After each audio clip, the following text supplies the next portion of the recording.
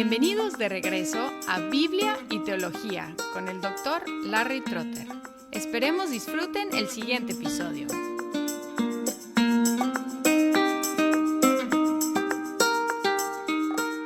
En el último episodio concluimos con un acuerdo completo entre Pablo y los apóstoles originales. Y ahora tenemos lo contrario, un conflicto entre Pablo y uno de esos apóstoles. Pero no en cuanto al Evangelio mismo, sino en cuanto a la falta de correspondencia al Evangelio en el comportamiento de Pedro.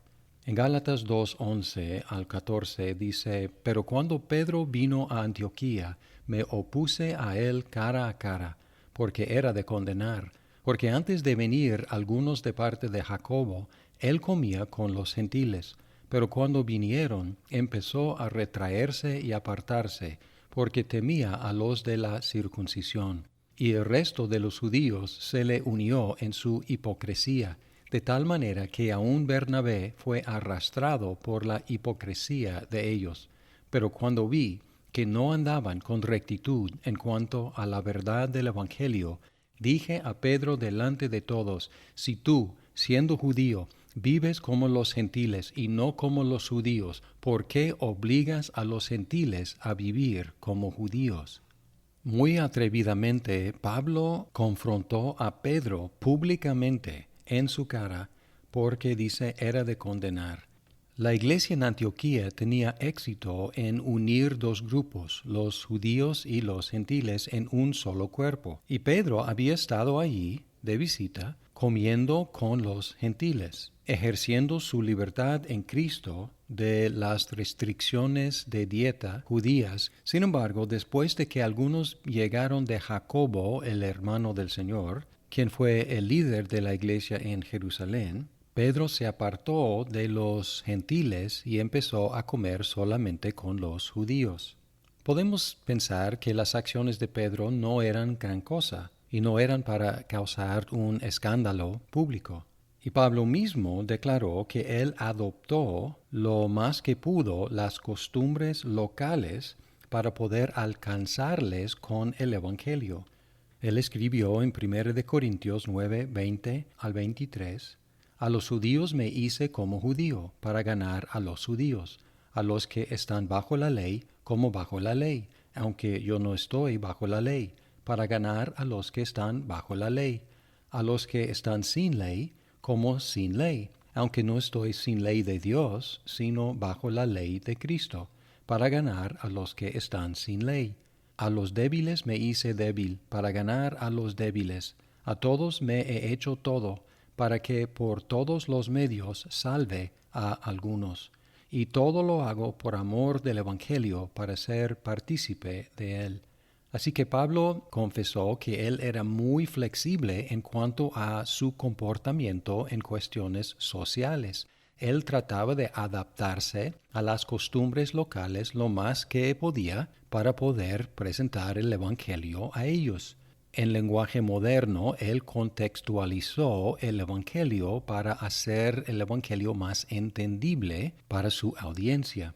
Si él disfrutaba tanta flexibilidad, ¿por qué condenó a Pedro cuando Pedro decidió comer con un grupo y luego comer con otro grupo, ejerciendo aparente libertad en Cristo para comer con gentiles y luego comer con judíos? Y posiblemente sus acciones no habrían sido tan importantes si no fuera el apóstol Pedro reconocido por todos.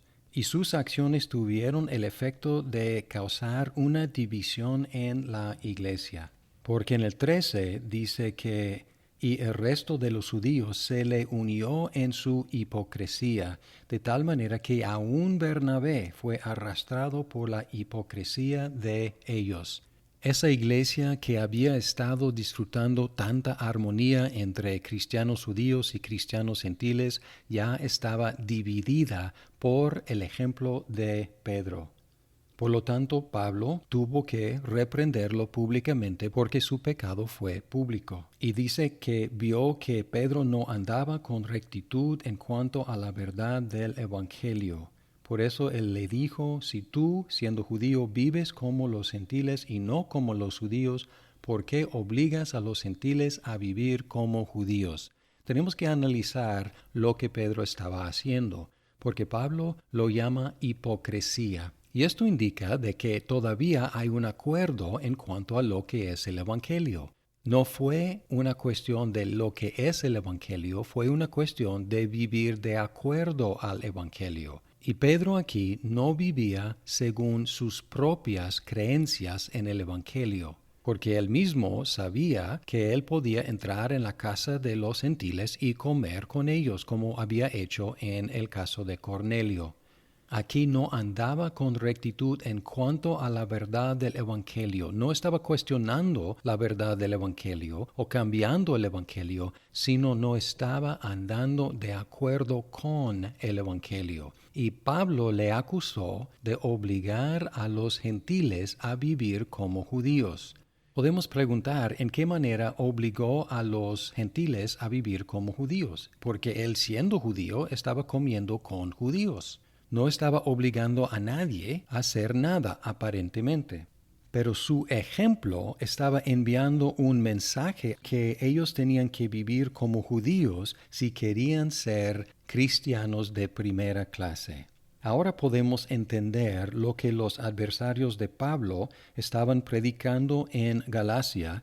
Estaban tratando de obligar a los gentiles cristianos a circuncidarse y vivir como judíos para ser cristianos verdaderos. Y de hecho encontramos en Hechos 15:1 que algunos andaban predicando exactamente este mensaje. Dice, y algunos descendieron de Judea y enseñaban a los hermanos, si no os circuncidáis conforme al rito de Moisés, no podéis ser salvos. Empezaron predicando ese mensaje en Antioquía y parece que ese mismo mensaje había llegado a Galacia. En Hechos 15, en el debate que se registra allá, la iglesia rechazó contundentemente esa desviación y afirmó que la fe en Cristo es el único camino para llegar a Dios, tanto para judío como para gentil. En Efesios 2, 11 al 17, Pablo expresó esa verdad muy elocuentemente. Recordad, pues, que en otro tiempo vosotros, los gentiles en la carne, llamados incircuncisión por la tal llamada circuncisión, hecha por manos en la carne, recordad que en ese tiempo estabais separados de Cristo, excluidos de la ciudadanía de Israel, extraños a los pactos de la promesa, sin tener esperanza y sin Dios en el mundo. Pero ahora, en Cristo Jesús, vosotros, que en otro tiempo estabais lejos, habéis sido acercados por la sangre de Cristo, porque Él mismo es nuestra paz, quien de ambos pueblos hizo uno, derribando la pared intermedia de separación, aboliendo en su carne la enemistad, la ley de los mandamientos expresados en ordenanzas, para crear en sí mismo de los dos un nuevo hombre, estableciendo así la paz, y para reconciliar con Dios a los dos en un cuerpo por medio de la cruz, habiendo dado muerte en ella a la enemistad. Y vino y anunció paz a vosotros que estabais lejos, y paz a los que estaban cerca, porque por medio de él, los unos y los otros, tenemos nuestra entrada al Padre en un mismo espíritu. Es muy claro que al reconciliar a los dos pueblos, a sí mismo, Dios también reconcilió a los dos pueblos el uno al otro. Probablemente no estamos enfrentándonos a una situación exactamente igual que esta. Al mismo tiempo, muchas veces tenemos varios grupos en nuestras iglesias que son diferentes y a veces les cuesta trabajo llevarse bien. A veces son grupos raciales o grupos étnicos o grupos de diferentes culturas, quizás culturas socioeconómicas, quizás diferentes convicciones políticas o generacionales de los mayores y los menores, o gente con más preparación o con menos. Siempre entre los seres humanos va a haber diferentes grupos, pero en la iglesia estos grupos, reconciliados por Cristo a Dios, pueden reconciliarse los unos con los otros. Quizás estamos más conscientes de las divisiones entre nosotros que en la unidad, pero debemos reconocer que no hay ente, no hay organización como la Iglesia Cristiana que al nivel mundial tiene una diversidad que es tan grande como la diversidad de la humanidad. Me acuerdo que viviendo en la Ciudad de México, un estudiante chino ateo hizo uno de los testimonios más bellos que yo he escuchado acerca de la unidad de los cristianos. Un pastor en Canadá me contactó y me dijo de este estudiante que él necesitaba hospedaje y ayuda en la Ciudad de México porque estaba buscando una visa para ir a Canadá. Y era más fácil ir a la Ciudad de México, a la Embajada de Canadá, y buscar la visa allá. Yo conseguí hospedaje con otro misionero y lo invitamos a comer con nosotros en la casa, lo ayudamos en sus movimientos en la ciudad. Y ese estudiante me preguntó, «Oye, ¿tú conoces a ese pastor en Canadá?» Y le dije, «No». Él me encontró, no sé cómo, pero encontró que yo vivo aquí, por eso me contactó y me pidió que te recibiéramos. Él dijo, impresionante, ni lo conoces y tú estás ayudando y tampoco me conoces a mí. Y él, siendo ateo, me dijo, ustedes los cristianos son como una sola familia.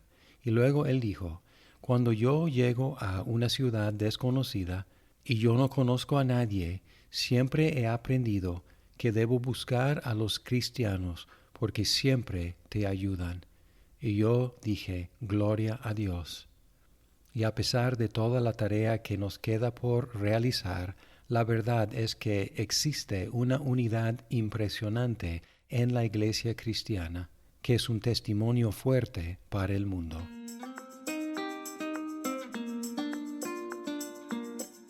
Muchas gracias por escuchar este episodio. Si estás disfrutando Biblia y teología, por favor compártelo con tus amigos. ¡Hasta pronto!